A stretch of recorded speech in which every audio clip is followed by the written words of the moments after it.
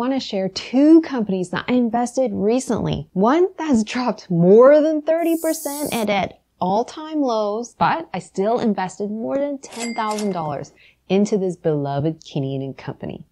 I'll also share my final thoughts on NVIDIA and whether or not I'm going to invest in this beloved AI company. Now, none of this is financial advice. This is for entertainment purposes only. So please do your own due diligence. I'm just sharing this to be transparent about my investing journey. And hopefully, as a Canadian DIY investor, you'll learn a thing or two from my analysis. Recently, the S&P 500 has actually been a little bit rocky, which I'm so excited because finally, there is potential opportunity. As you can see in the Fear and Greed Index, we are at neutral, which is in a much safer zone, in my humble opinion. I hate it when the markets are greedy. Now, have you ever heard of the term sell in May and go away? Well, turns out historically, between May to October since 1990, the S&P 500 has only gained about 2% compared to an average of 7% from November to April, according to Fidelity Investments. Now, I'm not telling you to trade your companies and do a rotation. I'm sharing this because there could be more opportunity. It's also very interesting. An academic paper surveyed the stock markets outside of the US and found the same pattern. So you can see that the S&P 500, as well as the stock markets outside the US, has had this historical pattern. I want to do a brief pause and say a huge thank you to the sponsor of today's video, which is Moomoo. Shout out to Moomoo for sponsoring today's video. They are launching in Canada. They're a trading app with low trading fees. Bonus! If you deposit RSP, TFSA money, $100, you get $50 cash back. By the way, this app is used by 20 million users around the world. They're also a member of CIPF, which protects your money and securities up to $1 million. The first stock that I invested is Lululemon. I'm a huge investor of Lululemon. I will be honest, I bought over the years a lot of Lululemon clothing. It's about time that I start making money from this company.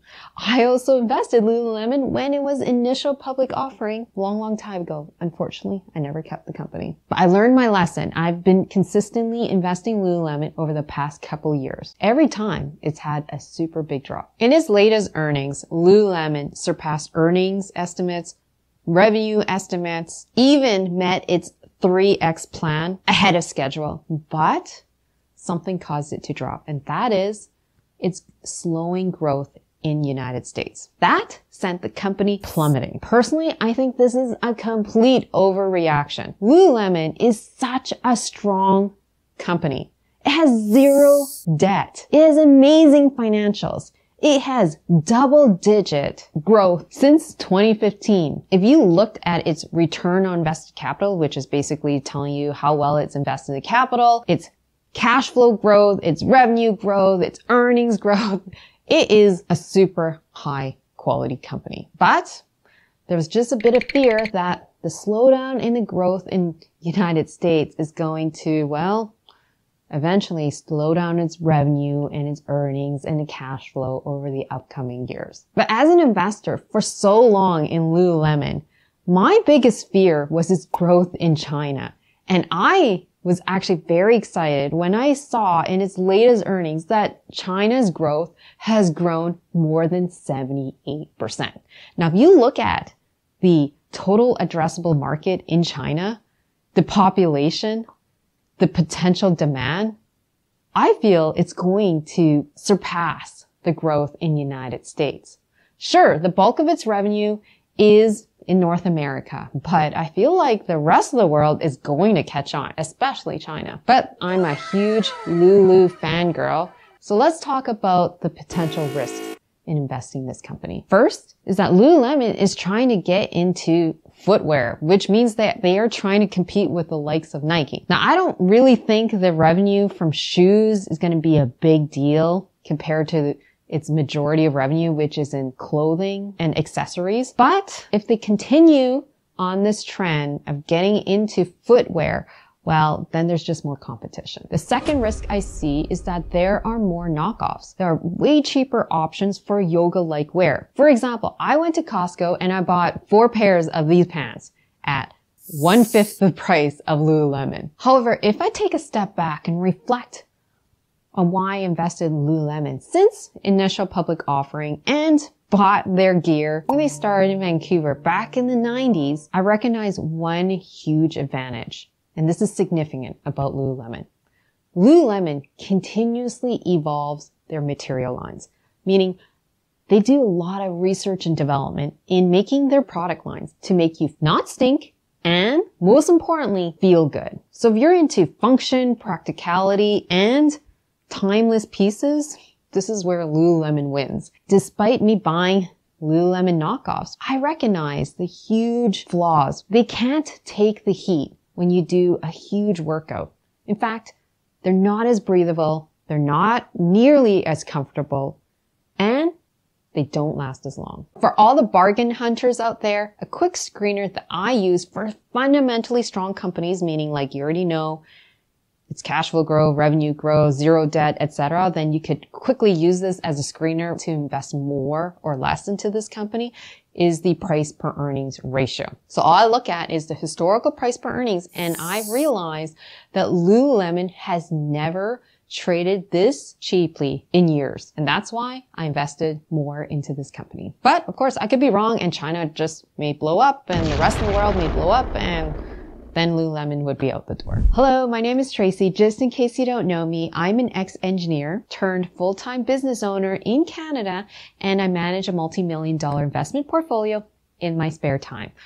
I'm a super passive income nerd. Now, if you want to learn how to grow multiple streams of income, build your wealth in Canada, then definitely follow me on my YouTube channel. Now let's get back to the video. Now the second company I invested in is Nvidia, but not nearly as much as I invested into Lululemon. And here's my reasons why. Now Nvidia, bottom line, I love the company. I spent a couple hours even watching the charismatic CEO talk everything about Nvidia and its future growth. For sure, Nvidia is not going anywhere anytime soon. And if I look at what it's trading at relative to all the big AI companies, I actually think it's not that expensive. Now, if I feel and I believe Nvidia could grow more than 30% year over year over the next 5 years. And if so, then Nvidia is decently attractive. But because I'm a huge bargain hunter, I'm waiting Nvidia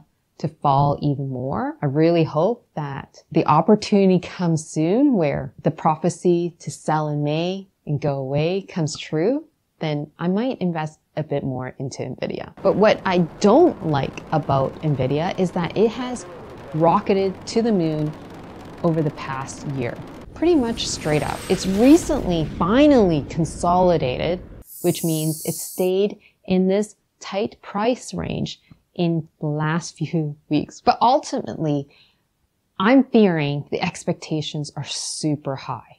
Because it's trading at a forward PE in the low 30s, that means it's expected to grow compound annual growth rate of at least 30% in the next 5 years. And if it doesn't, it's gonna fall hard. And that's what I'm worried about because the expectations are way too high. For me, I'm taking a step back. I have a little bit of skin in the game just so that it's on my watch list. When it starts falling even more, that's when I'll consider investing more. Now, if you want to learn how to grow passive income in Canada, check out this video up here. Hope to see you in the next video. Bye.